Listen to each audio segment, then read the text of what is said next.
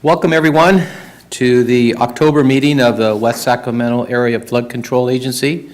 We'll start out by asking you to join us in the Pledge of Allegiance.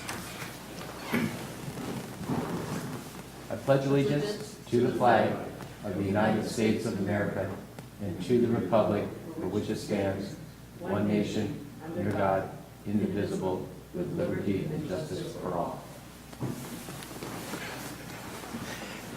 Thank you. First order of business is the approval of the agenda, and I will point out that item 4, report on closed session, we did not have a closed session today, so we'll revise that. But other than that, I would move for approval of the agenda. I'll move approval. All those in favor? Aye. None opposed. Motion carries. Public comment on matters not on the agenda. Is there anyone that wishes to speak on items not on the agenda? Seeing none, we'll move forward to approval of our August 23rd, 2018 minute meetings. We did not have a September meeting this time, so any review of the minutes, any comments, or I'll entertain a motion. I'll move approval. And I will second. All those in favor? Aye. Aye. None opposed. Review of monthly revenues and expenses. Morning, Mr. Chairman, member of the board. This report summarizes revenue and expenses for August 2018. We changed the format of the report to break out the Administrative Fund 870 and the Construction Fund 871 to provide a little bit more detail to the board. So this is the first time presenting it in that format. We'll start with Fund 870. The starting balance for August was approximately $7.5 million. We received the last installment of the flood assessment, and you can see in the entries that that amount was received in August, accrues, they take it out in July and accrue it back to the previous fiscal year. So you see some accounting entries right there. Total revenue for the month was $231,000, and that brought total revenues to $7.7 million. On the expense side, it was pretty low this month. We had a large membership to the Central Valley Flood Protection Organization, I forget which one it is, lobbyist cost, and some minor legal expenses for a total of $28,000. The contribution portion was just miscellaneous office expenses incurred in 652 and contributed back to the city. Total expenses for the month in 870 were approximately $32,000, bringing the ending cash position to $7.69 million. In Fund 871, the starting balance was negative $5.5 million, and that's related to true-up that has to occur. That'll start to pump up that account, and we're working on that right now. Revenues that were received for the month were $1.9 million, and that was the retention payment for the design funding agreement. So that agreement's finally all closed out.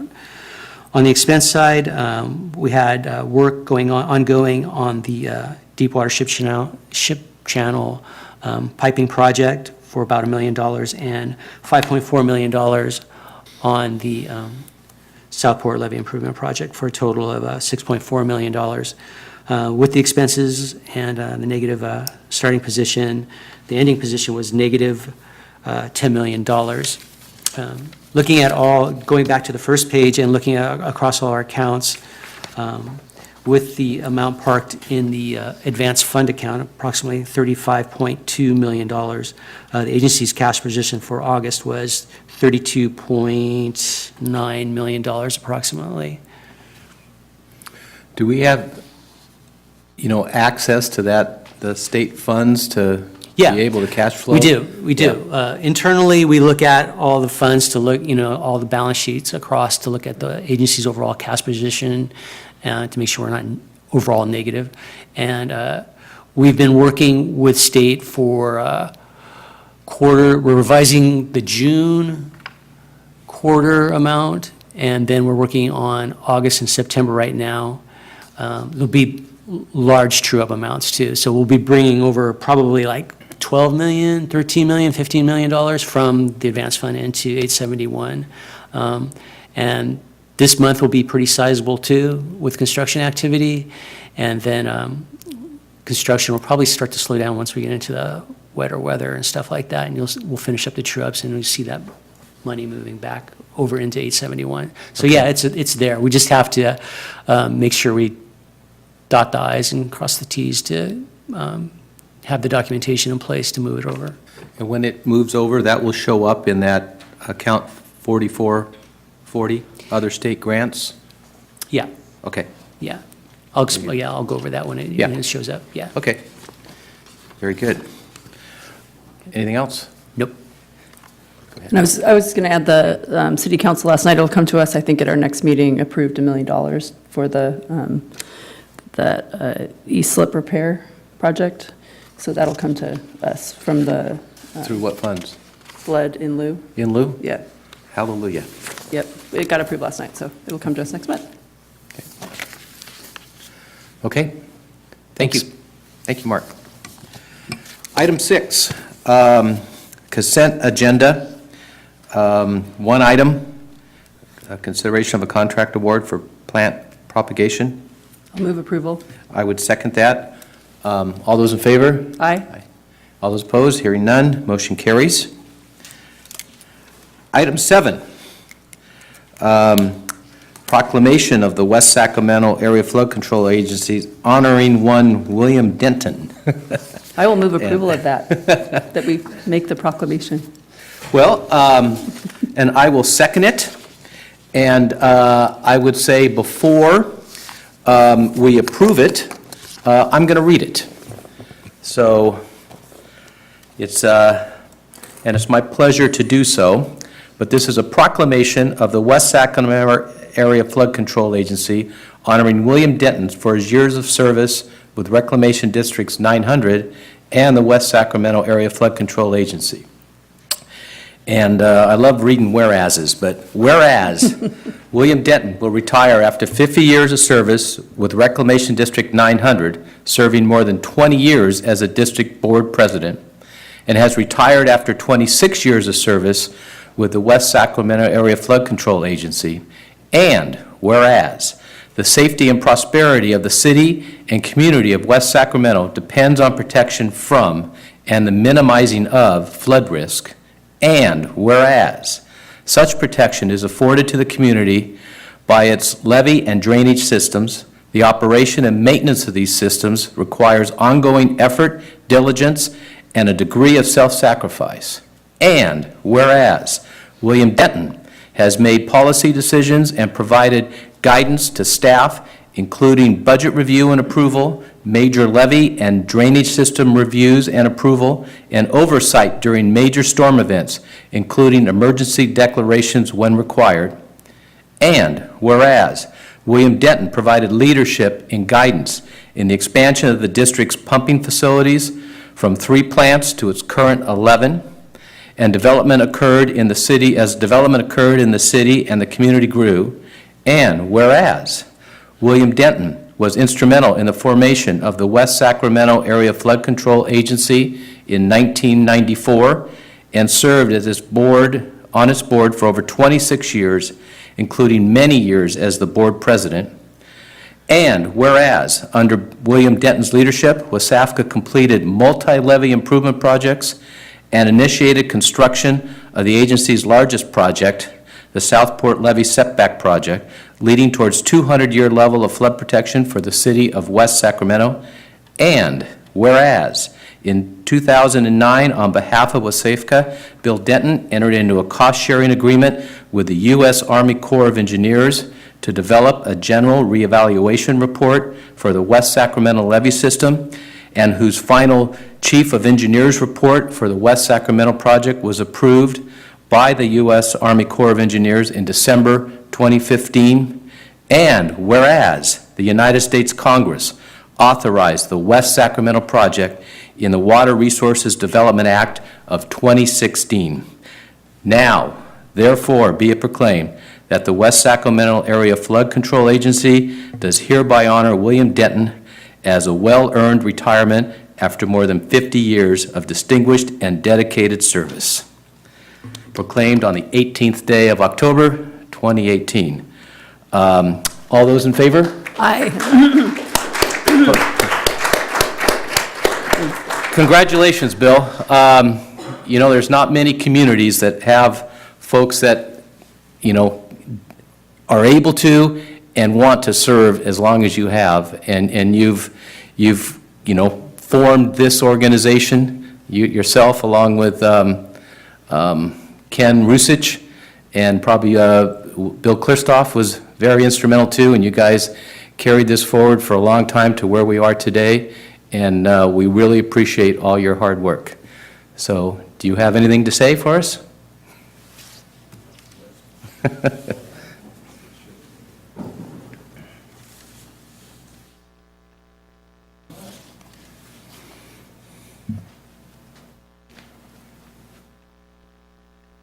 I'm not crying, it's my nose. I have allergies that won't quit. But anyhow, what do I have to say?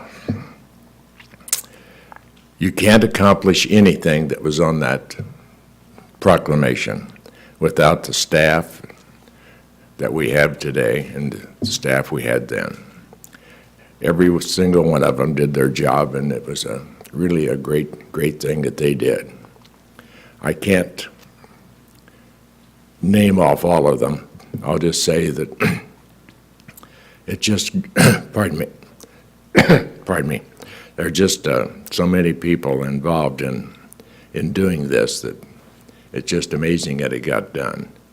But today, I look forward to the day then somebody goes out and plants a little monument on that levee up there, showing that it has been completed. And I'm sure that Doris would like to be here when they do that, by the way. She's a pretty nice gal, if you really get to know her. And her husband was a pretty good guy, too. So based on that, only thing I can say is one thing is Jim Day kept me out of trouble more than once.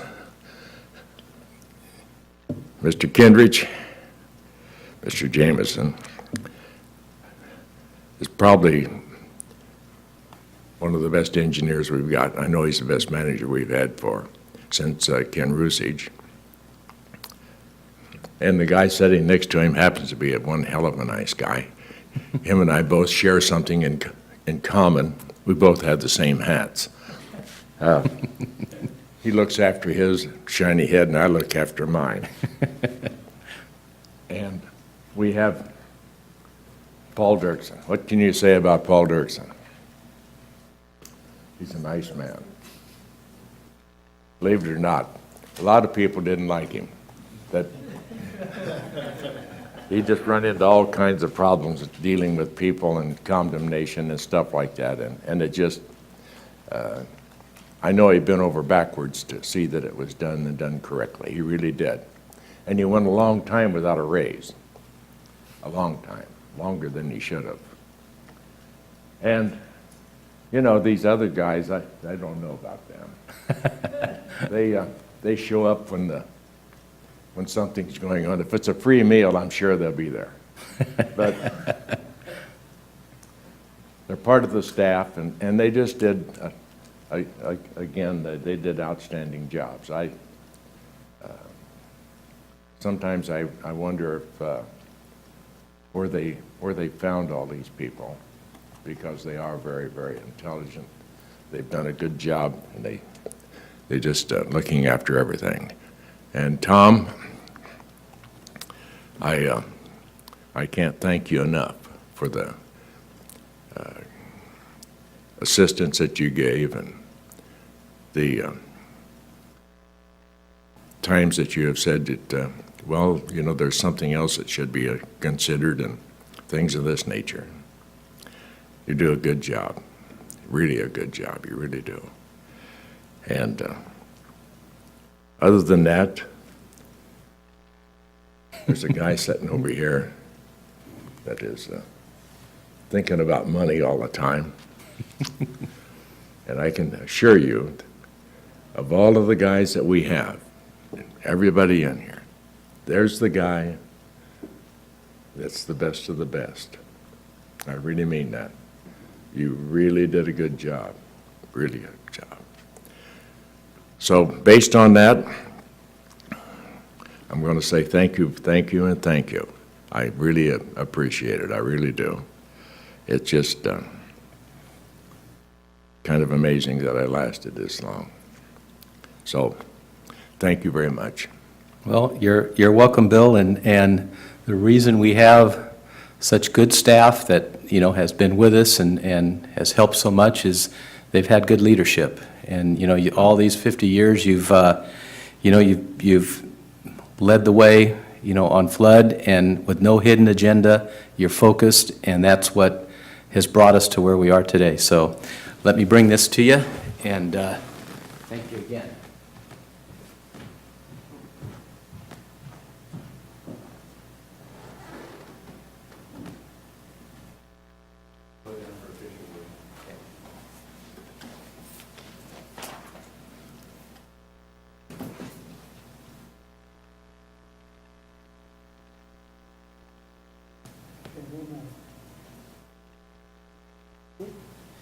Okay, thank you. Thank you. Okay.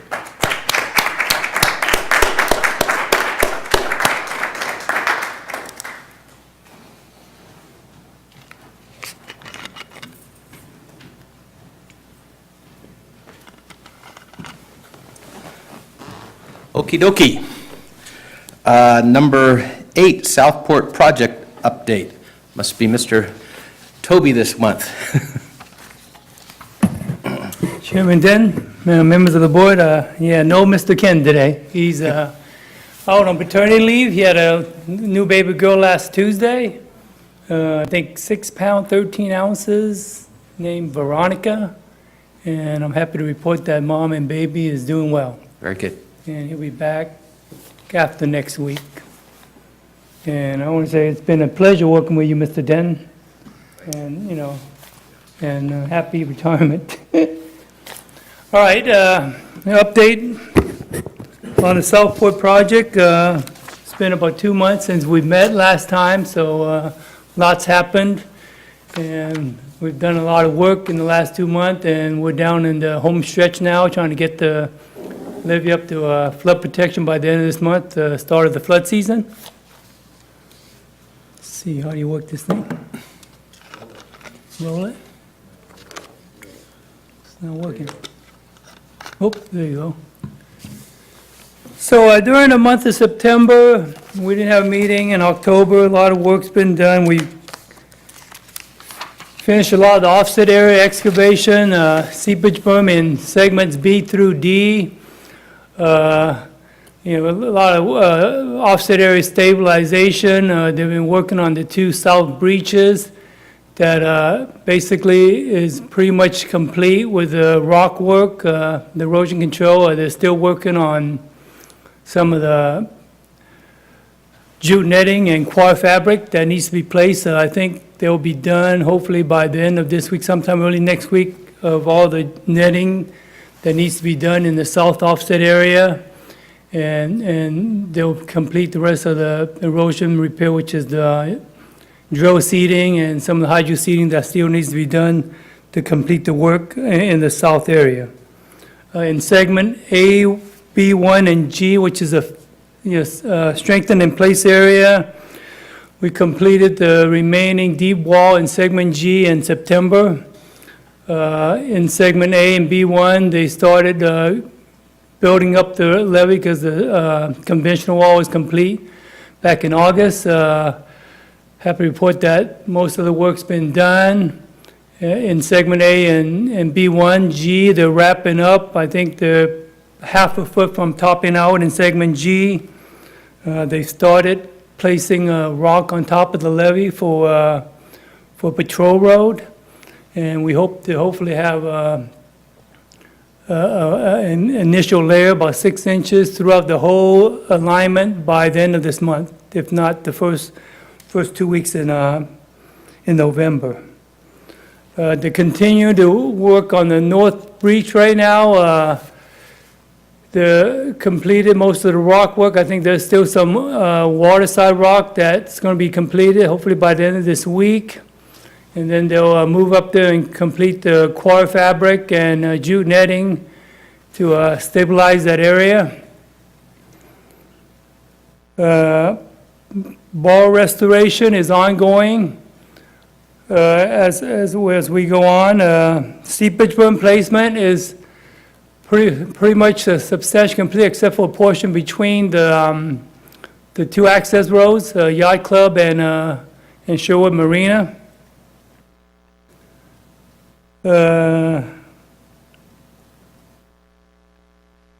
They completed roadway paving last week on Linden and Davis Road. I have a picture showing that. Basically, the whole levee is up, almost finished, except for a small stretch that they're closing out at the Yacht Club, that I think it's up to elevation 36 this week, and we hope to have that finished by next week so that they can place the patrol road, rock patrol road on top of that too.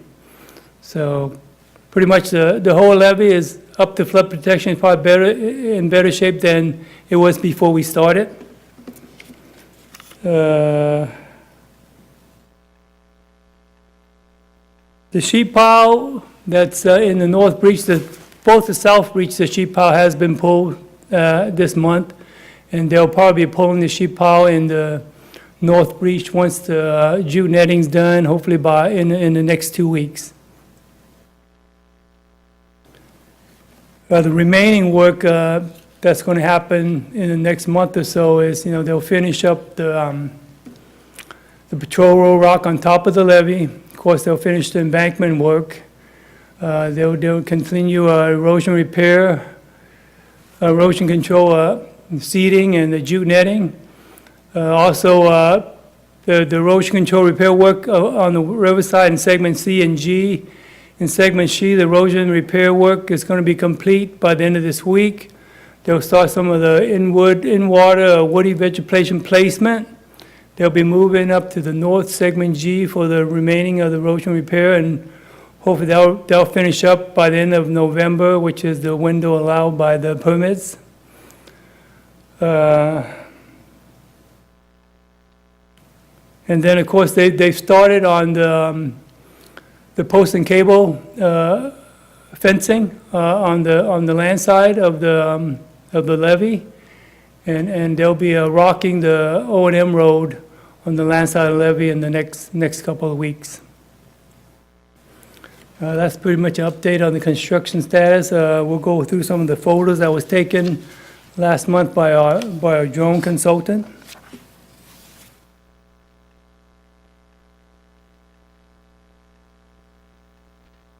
There you go.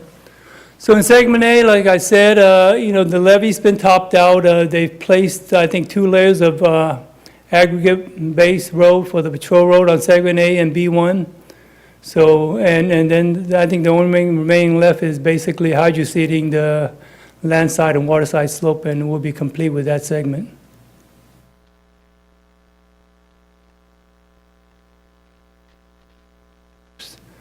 B2 is a picture of the most southerly breach there. As you can see, a lot of the erosion protections there, the jute netting, the darker color material, and then that's the quarter fabric. That's the darker colored material right next to the rock placement there. And behind that is the jute netting that goes between both the north and the southerly breaches. Of course, the levee's complete, on this section, and I think the rock, the patrol road is substantially complete in this section.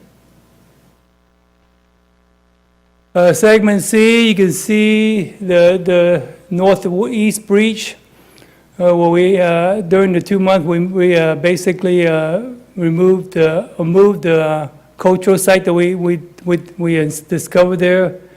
We moved that stuff to the Station 88. If you go back a slide. Actually, you can't really see it. I'll show it on the later slides. Keep moving. So like, the core fabric is done in this breach, and they're working on the remaining jute netting that'll hopefully be complete in the next week or so. This is a picture of the erosion repair work in segment C. You can see the new rock adjacent to the levee embankment, and then you can't see the water, but they placed a bunch of rock in the hose that's in this area to basically fortify the area. So they're substantially complete with this work. They're just surveying to make sure that everything's done, and they'll be moving this barge up to the segment G to complete the erosion repair on that site. This is a picture of the Yacht Club access road, which was completed early in September, and traffic was basically moved over there from the Yacht Club access to allow us to complete the closure of that last window there to give us the full flood protection.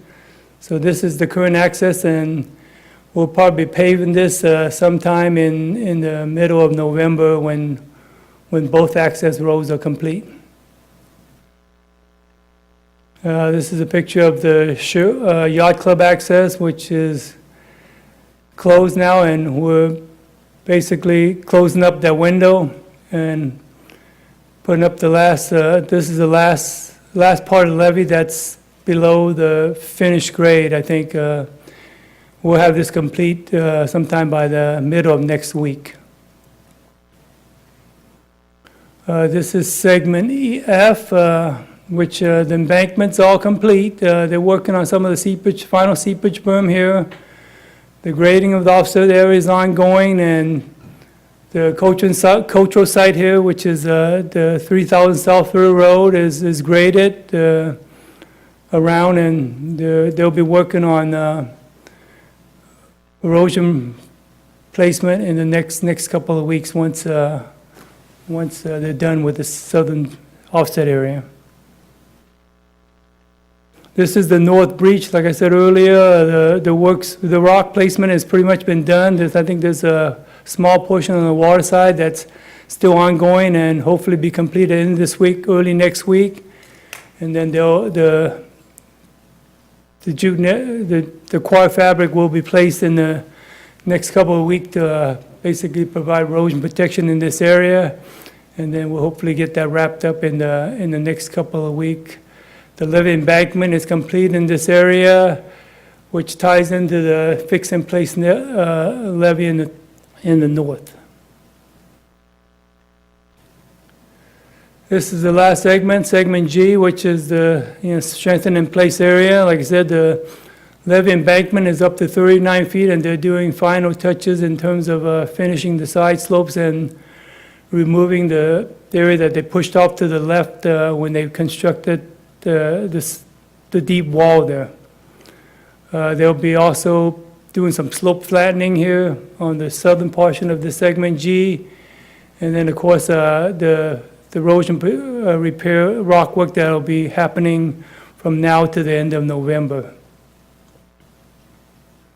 This is a picture of the pavement overlay that was done in Davis Road and also on Linden Road that was completed last week. So that gave the residents of these roads a new surface to ride. Striping should happen this weekend or sometime early next week. This is a picture of the cultural site in Station 88 that I talked about earlier, that we moved some of the stuff in the southeast breach on top of this. They've graded it. They've placed a coir fabric on top of this site, and hopefully they'll get this all stabilized in the next week. That completes my updates. I'm happy to take any questions. Yes. What work will this contractor still have to do in 2019 as they finish up and tighten up? Is there still stuff to complete in 2019? Hopefully, we'll be just doing some punch list work. Borrow restore, we'll be restoring the borrow sites. Okay. And also, they'll be finishing up the post and cable fencing and the gates on top of the levee. Okay. And then whatever final, demo that they need to do. Okay, and then the work to establish the waterside area with planning and stuff, that's separate contracts to come later, I assume, huh?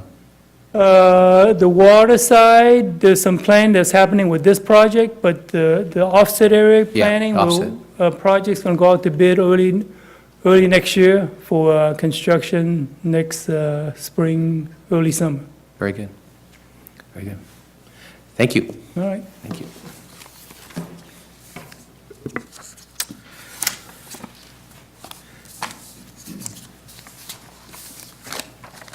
Okay, Wasafka project update.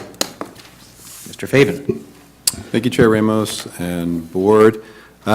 Just to add a little bit to Toby's project update, the cultural resources portion of it is essentially wrapped up. I would just like to say, I think the team, including staff and GEI, did under direction of the Corps, but did a really good job pre-project for doing our surveying with the subsurface augering and trench work to try and identify, to the extent we could, any cultural sites.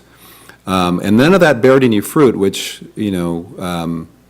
was both good and also left us feeling a little bit nervous. And I think we were very fortunate through the course of our project, one, that we had a limited number of sites that we did encounter, and two, they were no human remains were found in the project footprint, which is fantastic. And 2 out of the 3 sites were able to work around. We were able to do some quick engineering redesign in the offset areas to avoid those and be able to preserve them in place, which is good for a variety of reasons, both culturally and limiting our mitigation responsibilities. So kudos to the entire team for being able to be that nimble to respond to those things that we encountered during the project and be able to do the workaround. And then the one site that we could not avoid that was in one of the breach areas, we were able to work with the Corps and the tribes to relocate that to one of the other identified sites, which we were preserving in place. And then lastly, our project is sort of self-mitigating in a way for the cultural resources. It's this idea that we are now being able to reconnect the public to the river, where before this was all private property, and people could access, the river from the previous South River Road and maybe walk the bank or not, or do some fishing or look. But through the creation of this offset area, the trails that will follow, we're now able to connect the public, including the Native American tribes, to areas that they previously could not access down along the river's edge. And so from that sense, the project is already sort of self-mitigating from a cultural perspective, and it remains to be seen how we end up in our final negotiations for at least the one site that we had to relocate. But that certainly is a part of our what the project has to offer. So just like to remind folks of that. It's a nuance that Mark Zolo actually brought to our attention way back, and folks, including the Corps, it was kind of a big eye-opener to what this project, the breadth of benefits that this project brings. Okay, enough about that.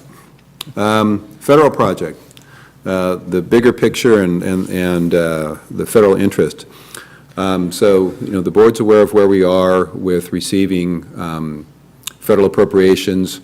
The Corps is submitting their FY19 work plan, and we're expecting that sometime in the next 30 days. So we're obviously tracking that daily and keeping our feelers out there, and we certainly hope to see $4 million or thereabouts in preliminary engineering and design funds for the Corps.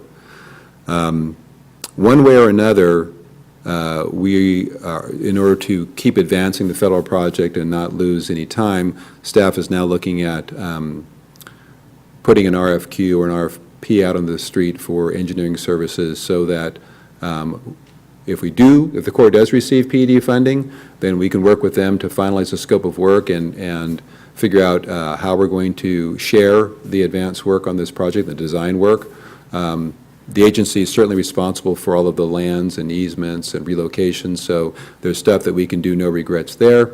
And then with the full workload that this district has with all the supplemental funding that they received, there's a big push now on how we divvy up all of the federal work in the district between the Corps, consultants, and the locals. So we're working with the Corps to figure that out. So either, like I said, one way or another, we'll advance the work on our own or in partnership as working kind. And that's obviously the preferred approach to advance the work on the federal project. And just to remind the board, the next federal project increment after Southport is the two small sites that are on the Yolo bypass just north of 80. And so that's where we're going to be focusing our design. Depending on the amount of funding the Corps gets, we may broaden some of the engineering services to start work on the Sac River North Levee. But our focus really to help prepare the Corps to be able to execute a construction contract in about a year's time. Our focus will be on the Yolo bypass levee segments. Also along the federal project, we have the Assistant Secretary of the Army is in town. They're doing some tours today, and I believe they're doing a helicopter tour of the region, including flying over our project. But tomorrow, 3 p.m., we'll be meeting with delegates from the district, division, the ASA's office, Congresswoman Matsui, the mayor, and giving them a brief tour of the project. And we'll be stopping out at the southernmost inlet outlet to get out, talk about the project, and make sure that the ASA is aware of how much dirt we've been moving, how the agency is advancing the federal project, and how much of the federal project we have advanced with the Southport project, and that we need federal funds so that we can continue to keep pace with all the rest of the other projects that are making improvements on the Sacramento River flood control system. We do not want to be in a situation where these projects are getting completed and we're not able to keep pace and have this unintended consequence of increased risk for West Sacramento. So these are all the points that we're going to make sure to raise with the ASA and let them know that remind them that we're a good investment and the work that we do, as evidenced by the Southport project, is really top-notch. So again, that's this Friday. Yeah. So before I move on to anything else, any other questions on Fed project? Will you be with the group? Yeah, so all of the staff here, with the exception of Ken, who's still out on paternity leave, will be participating. We'll divvy ourselves up into different vehicles to make sure that we have somebody knowledgeable about the project that can answer questions to and from. The Corps is leading this, and so I have worked with them on handouts and message points so that there's consistency in what we're saying and how we're saying it, both with the Corps, staff, the mayor, and the Congresswoman. So they should all be hearing it many times along the, what our ask and our need is. So, yeah, we'll be there. Okay. Shall I move on? I guess so, yeah. Okay. On the Deepwater Ship Channel East Drainage Repair Project, as Board Member Sandine pointed out, the council approved the allocation of $1 million from the flood in lieu fee to WSAFCA. We plan to bring an item in November to accept those funds. So a nice contribution of the city recognizing both the improved drainage for the Bridgeway Lakes, Bridgeway Islands community, as well as advancing the Deepwater Ship Channel East levee project, and how this dual-purpose project, if you will, allows us to reduce, well, it improves the overall deficiencies, or helps to remove deficiencies such as underseepage through removing that tow drain and going to this pipe solution. So we're setting ourselves up for a much cheaper repair project, lowers the project cost, improves the project BCR. So all of these things are good things in helping to advance the agency's mission with the federal project. What's the total cost of that project? I think it's 3.4 million, 3.4? thereabouts. Yeah. Okay. And also as a reminder to the board that the agency executed an MOU with the Corps, a second MOU for 221 credit. The first one is very specific for the Southport project, and that's in place. But prior to the drainage project, we entered into another MOU with the Corps that was broader in scope for anything that we did to advance the federal project to be eligible for credit. So the work that we did out there is one of those. There's no state cost share on this project? No, Yeah. not at this time. It will, if it's deemed to be integral to the final solution of, for that segment, Right. then since the state has not anteed up any funds up to this point, then WSAFE could receive the full non-federal credit, Okay. as opposed to sharing it with the state. Okay. On the public relations section, I wanted to point out this, I got the date wrong when I did the report for the Flood Preparedness Week event. It's next Thursday, October 25th, not the 27th, at Elkhorn Elementary School. And we have, the mayor will be in attendance. We have guest speakers from the Department of Water Resources. We're trying to get a speaker from the Army Corps of Engineers. So that's tentative at this point. Variety of activities for the students, including the Flood Challenge computer game, as in past years, some activity books, and then that very popular, not that the computer game's not popular, but for whatever reason, that flood demonstration model is always a big hit with the kids, where they actually pour water down a simulated, floodplain and watch what happens with and without levees. So, anyway, that's scheduled for next Thursday. If the board has not received invitations or save the date invites, you will receive. Either way, mark your calendars. If you're able to attend, we'd love to have you out there. Okay. And it's scheduled from 10 to 11 on next Thursday.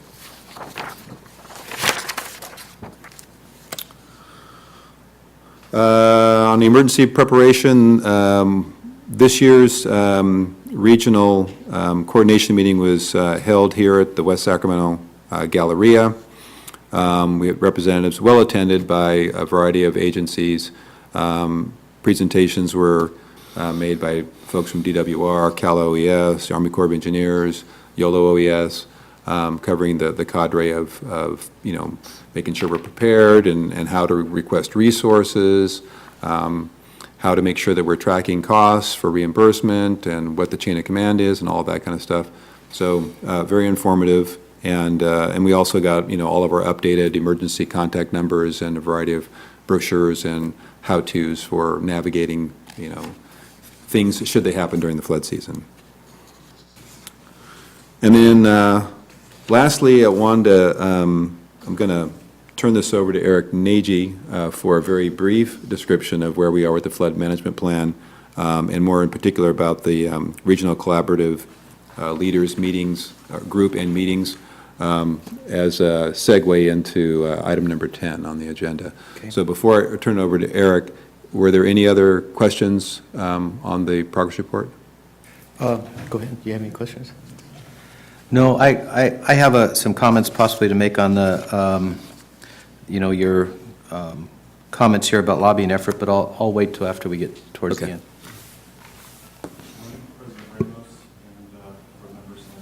Turn it on.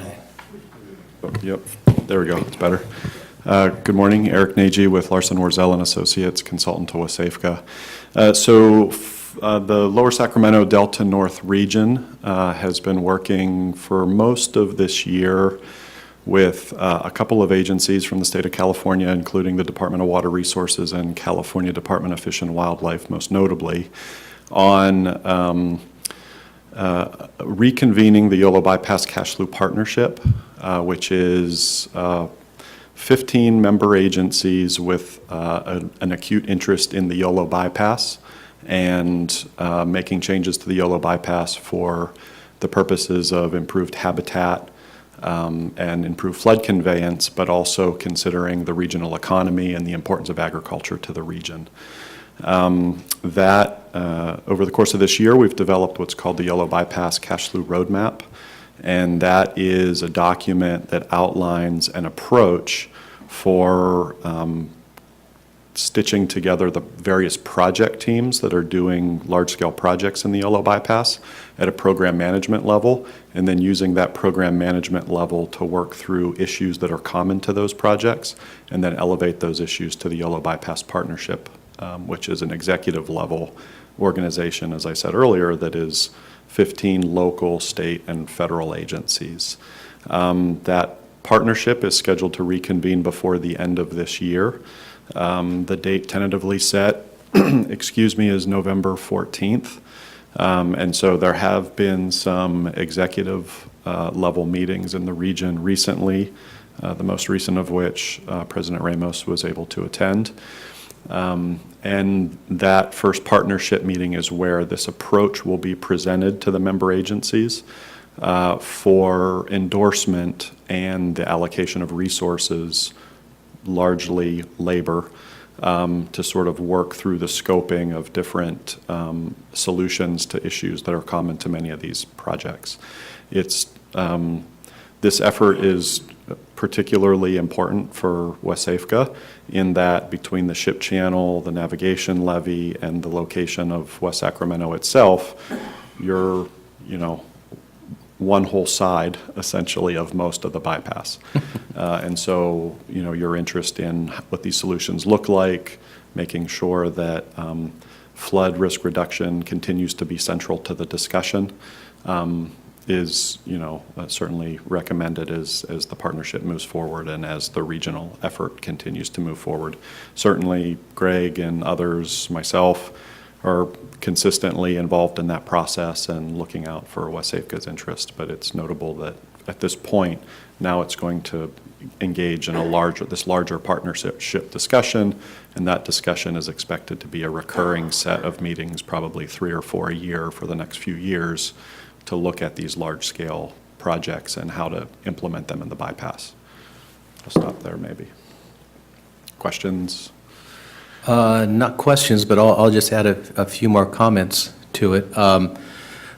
This is a big picture deal, and it's been studied and trying to come together for a long time. And I got to commend Safeco in particular for being the driver to keep this thing on course and alive, because you need to bring together not just the flood control folks, but we're also talking the water resources folks and how the Central Valley Project and the State Water Project operates, the environmental aspects of improved, operations and the fish and everything else, that putting all this together, it all ends up being focused primarily on the Yolo bypass, and how that all those interests come together and are able to get their work done and coordinated in a way is truly monumental to accomplish. And progress has been made. Funds are starting to become available from all different directions, and so now's the time to put this together and get going. So I'm looking forward to this large meeting of everyone, and then going back to our, specifics and keep going. And it seems that, the federal government's different agencies at times, the whole idea of silos and stuff, it's breaking down somewhat, and they see the need to coordinate with everyone. So I think it's great. So thank you. Thank you, Rick. Which leads to item 10, appointment to committees. And how do we handle this? I guess I can just say at the last meeting a few weeks ago, the group asked all of the principal organizations to appoint a member to represent them at these regional meetings or whatever it's called. So I don't know how we go about it, but If you're interested, I would like to nominate you for that role. and as our chair. I'll accept it. Been sitting through enough of them that Okay, thank you. we'll Thank you for continue going on, through and this. I'll report back as time goes on. So Thank you. Item 11, director's comments. Do you have any? I have a few, and it has to do, in Greg's report, it does mention the possibility of bringing on additional lobbying for our flood control effort. And I just want to say that I think that's critically important. It's something that we've considered and talked about for a long time, and the need is great. We've all tried to do our best here, whether it's the city with SAFCA, council, this board, or even our consultants, but it's been obvious, the last few years, we've come up short.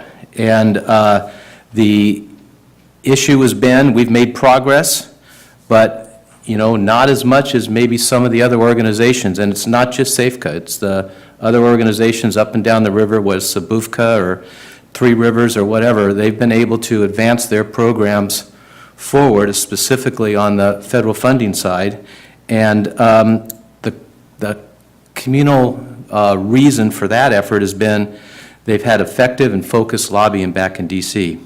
Congresswoman Matsui has done an excellent job back there, staying focused on both sides of the river and the effort, but there's only so much she can do. Ultimately, it's up to us to, promote and bring our project forward. So with that, she did recently, recommend possibly we look at a more focused program, and I commend the city and Greg for taking that, and we have some names, and we have some, folks we're trying to put together. So I just want to say I think we need to get something or someone or more in place as soon as we can. Hopefully, we will see this PED money in this work plan, but that's just the start. That's to get our nose under the tent, as they say, and then we're going to need effective, focused lobbying efforts back there to get us the rest of the way and finally get some appropriations for construction. So I would just advocate we move forward as quickly as we can. And I think we should look at who we bring on or how we set it up, that we make sure that it's focused towards WSAFCA. And they're working directly with you, Greg, directly with our consultants who have knowledge of what's going on in the region and back there, so that, we do get the best bang for our buck. So that's it. Okay, anything else? With that, we're adjourned. Thank you.